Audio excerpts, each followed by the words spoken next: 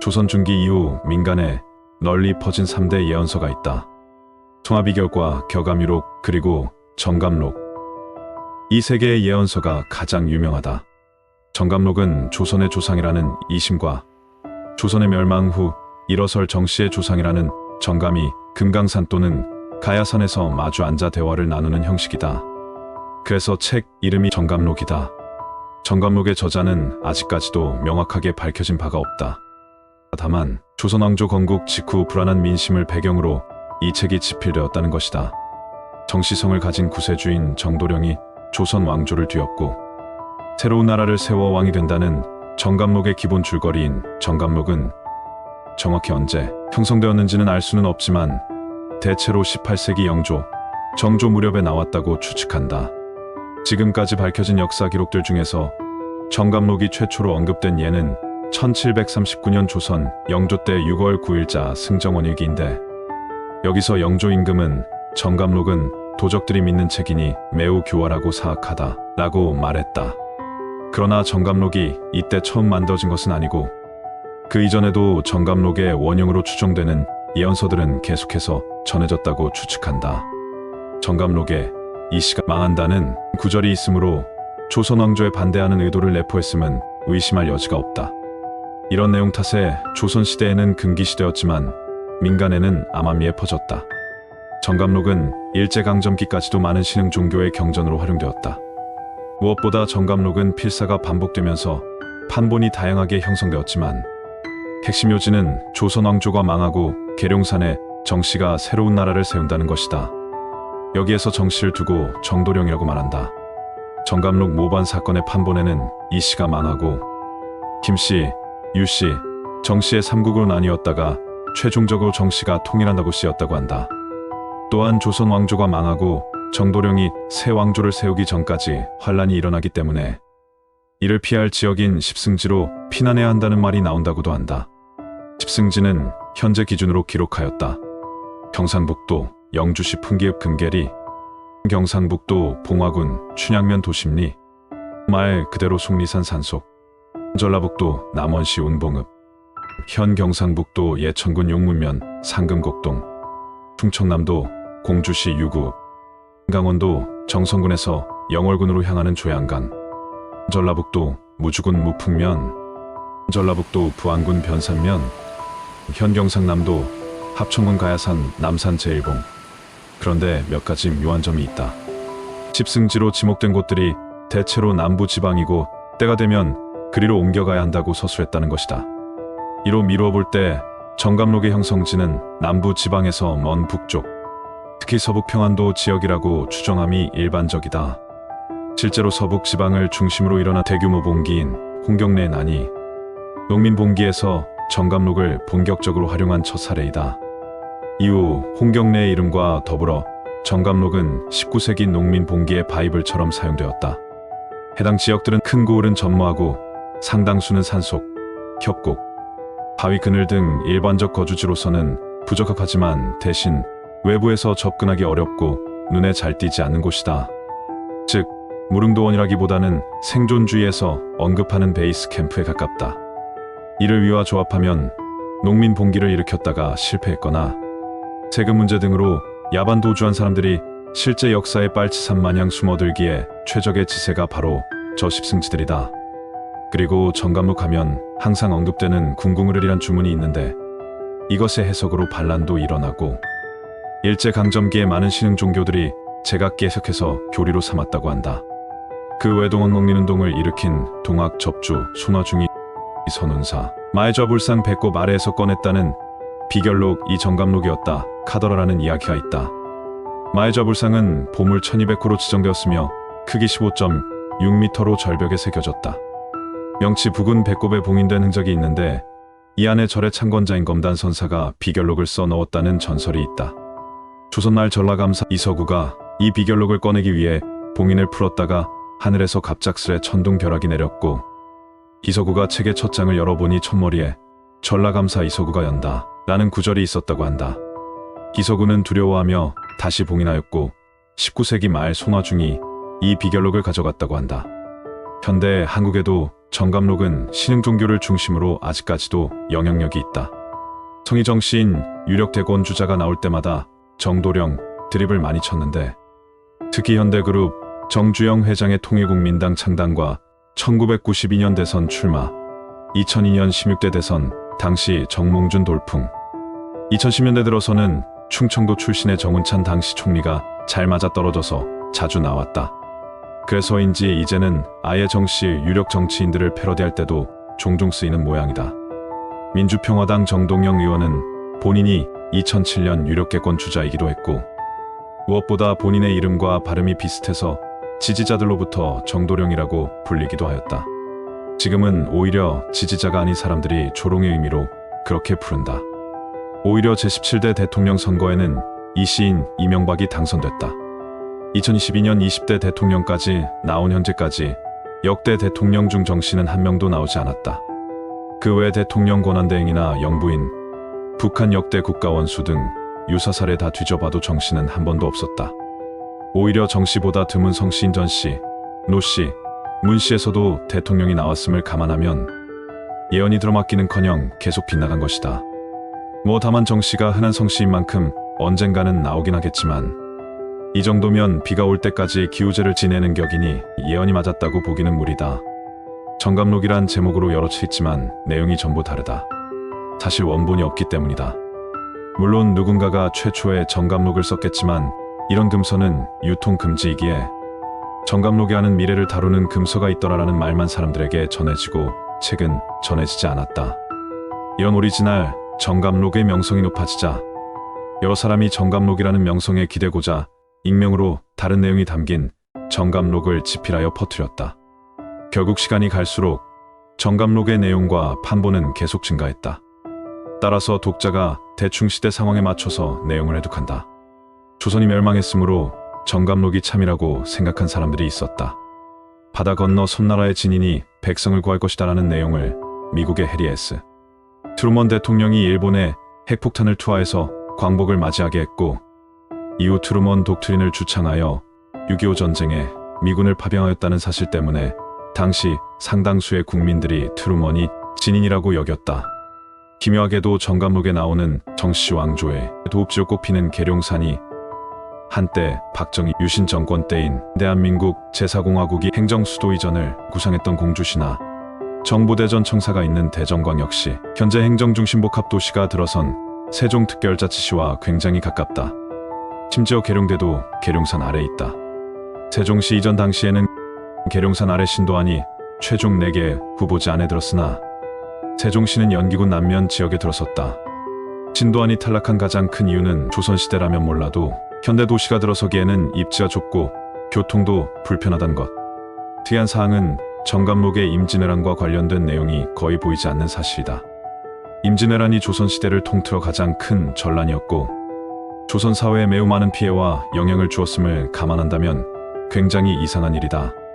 그래서 일부 연구가들은 정감록이 사실은 임진왜란 이전에 작성된 문헌이라고 추정하기도 한다. 이처럼 정감록은 다소 허황된 이야기지만 그럼에도 존재 의미는 인정을 받고 있다. 세도 정치와 탐관오리들의 수탈로 인해 궁핍한 생활을 이어가던 조선의 백성들에게 새 세상 개척에 대한 기대를 안겨다 주었기 때문이다. 그렇다면 과연 정감록은 진정한 대한민국의 3대 예언서라고 할 수 있을까?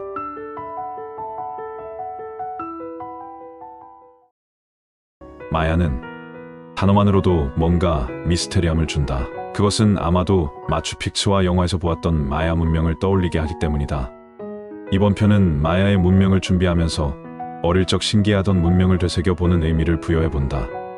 마야는 기원전 1000년부터 서기 100년 사이 선고전기, 형성기에 시작되었다. 가장 오래된 마야 문명의 흔적은 기원전 1600년경 치아파스주에 나타났다. 메소아메리카의 어머니 문명인 올맥 문명이 꽃필 무렵인 기원전 1000년경 과테말라 저지대에 뺏댄 지방에서 초기 마야의 토기 문화가 성립되었다. 기원전 700년과 600년 사이에 기단이 있는 신전이 만들어졌고 기원전 300년 이후 본격적으로 신전과 종교 센터가 있는 도시가 세워졌다. 마야 도시의 기본 단위는 광장을 에워싸고 기단을 만들어 그 위에 신전을 세운 복합 건물로 이루어져 있다. 이런 작은 단위의 복합 건물 몇 개가 합쳐져 과테말라의 티칼처럼 큰 도시를 이루고 시간이 흐름에 따라 계속 추가되었다. 티칼은 마야 문명의 태동기의 도시다. 이후 약 100년간의 침체기를 포함하여 기원전 50년에서 서기 250년 사이에는 멕시코 중앙고원의 테오티와칸이 전성기를 구가하고 있었고, 그 영향은 마야 영토에까지 미쳐 문화적으로 성숙한 시기에 들어섰다. 서기 100년에서 800년 사이는 고전기로 마야 문명은 신정의 지체자 하에서 과학과 예술이 발달하고 종교는 더욱 안정됨으로써 문명의 최전성기를 이루었다. 이때 300년경까지를 선고전기 마야라고 한다. 테오티와칸의 마야 진출 거점은 티칼이었다. 319년부터 660년까지는 고전기 마야 전기로 테오티와칸의 영향은 500년경을 정점으로 점차 사라졌다. 660년부터 987년까지는 고전기 마야 후기로 7, 8세기에 다시 절정에 이르렀다. 이때 티칼은 무너지고 빨랭께, 보남팍, 피에드라, 네그라스, 약스칠란, 우슈말, 사일, 라브나, 끼리구아, 꽃반 등 일련의 도시에서 마야 문명의 꽃이 활짝 피었다. 고전기 마야 후기에는 언어적 분화가 심하지 않아 문화적 동질성과 정치적 통일성을 보였으나, 각 지역은 자신들의 고유관습과 제도를 유지하는 독립성을 가지고 있었다. 문명의 정점을 지난 후 서기 800년부터 1500년 사이인 후고전기부터 쇠퇴와 멸망이 시작되었다. 987년부터 스페인에 완전히 멸망한 1697년까지 후고전기 마야에서는 중미 전역에 퍼진 가뭄을 비롯한 자연재앙이 마야 도시의 정치적, 사회적 갈등을 불러왔을 것으로 추측하고 있다. 게다가 같은 시기에 멕시코 중앙고원의 똘라에서 내려온 똘테카 부족 그리고 무리 부족이라 불리는 이자족 등의 침략으로 고전기 마야의 멸망을 가속화하였다. 전쟁의 신에게 산 사람의 심장을 바치던 호전적인 똘테카 부족들은 마야를 정복하였고, 두 문명은 혼합되었다. 문명의 혼합은 단지 인종 간의 교류뿐만 아니라 건축물과 언어, 종교 등 다양한 분야에서 이루어졌다. 마야와 똘라의 혼합은 오늘날 치첸 이자 유적지에서 찾아볼 수 있다. 이 기간 동안 전쟁의 과학이 꽃피우는 대신 예술은 사라졌다. 이처럼 대문명 마야는 하루아침에 이루어진 것은 아니며, 또한 고립된 환경에서 자생한 것이 아니라 오랜 기간에 걸쳐 외래의 여러 문화로부터 영향을 받아 창조의 길을 찾아온 문명이다. 역사에 대하여 잘 모르는 사람들은 피라미드가 이집트에만 있다고 생각하지만, 멕시코, 과테말라, 벨리즈, 온두라스의 고산지대나 숨막히게 더운 정글 속 광활한 지역에 걸쳐 세련되고 아름다운 피라미드들이 암초처럼 솟아있다. 처음 이 거대한 구조물들을 발견한 사람들은 이집트나 그리스, 심지어 전설의 아틀란티스 문명과 관련을 짓기도 하였다. 하지만 많은 조사와 연구 끝에 학자들은 아메리카 고대 문명들이 구대륙과의 교류는 전무하며 여러 부족들이 지형이나 자연 환경 때문에 각각 고립되어 독자적으로 발전해온 고유의 문명이라는 것을 밝혀내었다. 다만 왕릉으로 쓰였던 이집트의 피라미드와는 달리 고대 아메리카 문명들의 신전들은 신들을 경배하고 제사를 지내기 위해 높이 쌓아올린 제단이다. 고대 아메리카 문명들은 어떤 면에서는 기업이 인도에서 숫자 0의 개념을 도입하기 1000년 전에 이미 0의 개념을 알았고, 수학과 천문학에 응용하여 정확한 계산이 필요한 달력과 건축에 사용할 만큼 고도로 발달되었지만, 어떤 면에서는 문명의 아주 초보적인 단계에 머물렀다. 이 문명들은 여러 가지 면에서 기존의 고대 문명들과는 매우 다른 독특한 특징을 가지고 있다. 먼저 세계 고대 문명 발생지와는 다른 척박한 땅과 열악한 주변 환경에서 문명이 탄생하고 지속되었으며, 장난감 토기에서는 발견되었지만 실생활에서는 전혀 응용되지 않았던 바퀴의 원리, 그리고 농경 문화이지만 짐을 운반할 수 있는 소나 말과 같은 가축이나 마차나 수레를 사용한 적이 없고, 스페인군이 들여오기 전까지는 아예 철제련에 대한 지식이 없어 날카로운 의교석과 청동으로 만든 단순한 도구를 썼던 점, 또한 문자가 없거나 아직까지도 완전한 해독이 되지 않은 아주 기초적이고 비능률적인 문자만이 쓰인 점 등이다. 마야는 중미 고대 문명들 중에서 체계적인 건축술과 예술, 정확한 천문학 등에서 높은 수준의 문명으로 고유의 숫자체계, 달력, 상형 문자로 학자들의 관심을 많이 끌고 있지만, 그 원류는 사실 정확하게 밝혀지지 않고 있다. 일반적으로 하나의 문명이 성립되는 데는 농사를 지을 수 있는 풍요로운 큰 강과 비옥한 삼각주, 그리고 사람이 살만한 적절한 기후 등 문명 발상의 기본적인 몇 가지 조건들이 뒷받침되어야 한다. 그러나 이러한 조건들이 하나도 맞지 않는 온도와 습도가 아주 높은 열대우림 깊은 곳에 도시와 신전을 세우고 고도로 발달한 문화의 꽃을 피웠던 것이 마야 문명의 특징이다. 스페인군이 처음으로 이 원시의 밀림에 들어섰을 때 그들의 눈앞에 신기루처럼 호련히 나타난 버려진 도시의 폐허는 커다란 문화 충격으로 다가왔을 것이다. 마야를 둘러싼 방대한 수수께끼들은 아직도 풀리지 않은 것이 많다. 그들은 누구이며 어디에서 왔는가? 왜 그러한 웅장한 건물들을 세웠는가? 그리고 무엇 때문에 화려한 도시들을 정글 속에 버려두고 갑자기 사라졌는가? 마야는 해발 1400m에서 2800m 사이에 위치한 멕시코 남부 고산지대 치아파스 주에서부터 고온다습한 저지대 정글 따바스코 주 해발 300m의 카리브 연안을 끼고 있는 유카탄 반도의 건조한 석회암 저지대를 중심으로 과테말라 고지대와 저지대 열대밀림, 벨리즈, 엘살바도르, 온두라스 일부까지 걸치는 광대한 영역에 걸쳐 발달했었다. 뿐만 아니라 약 3000여 년이란 긴 역사와 그 후손들이 오늘날까지 그들의 땅을 지키고 살아가고 있는 중미 최대의 문명이다. 끝맺음을 하기 전에 멕시코의 대표적인 피라미드 유적지 하나 소개하고 마무리 짓겠다. 치첸 이트산은 멕시코 유카탄 반도에 위치한 마야 문명의 대표적인 유적지다. 이곳은 마야 문명의 신비와 고대 건축술의 위대함을 보여주는 곳으로 세계 7대 불가사의 중 하나로 꼽히기도 한다. 치첸 이트사의 피라미드 특징은 계단의 수에 있다. 치첸 이트사의 피라미드는 각면에 91개의 계단이 있어 사면을 모두 합하면 364개가 되고 마지막 꼭대기 1단을 더하면 총 365개가 된다.